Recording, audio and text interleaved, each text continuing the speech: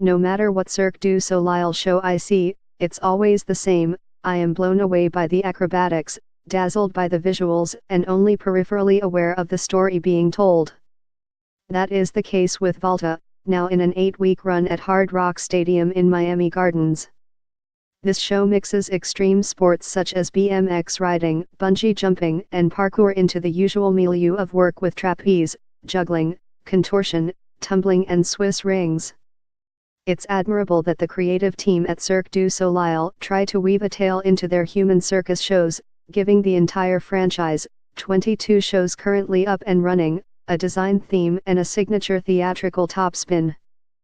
They could just show up all shiny and glistening, with their bendy stretchy bodies flying through the air and backflipping around the stage, and it would probably still be one hell of a performance.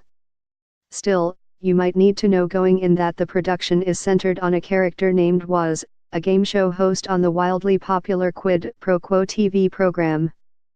Off-air and in private, Woz is haunted by his childhood, when he was taunted for having blue feathers instead of hair.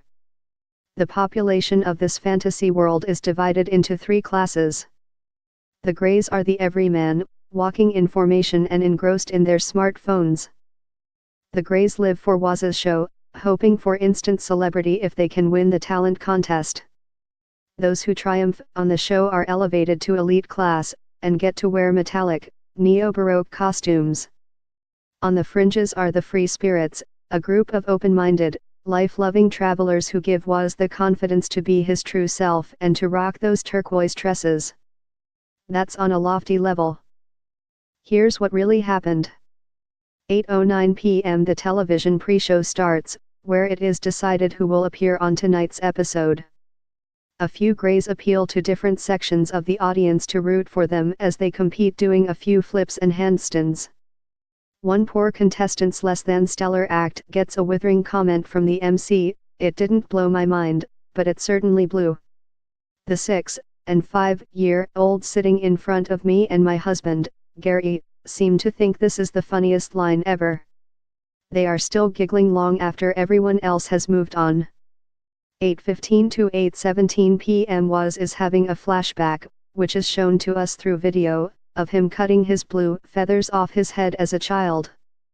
The kids in front of us aren't laughing anymore. Trauma trumps everything. 8:18 p.m. Quid Pro Quo starts its broadcast with some choreography straight out of Solid Gold. I say as much to Gary, who replies, "No one here is old enough to remember Solid Gold." He's right. I no longer feel so bad about the translation of trauma a minute ago. 8:20 p.m. the first challenge on the TV show is rope skipping. And man, oh man, do they skip rope. The tricks get increasingly impressive, from double Dutch sequences, to ropes turning in opposite directions, to handstand hops.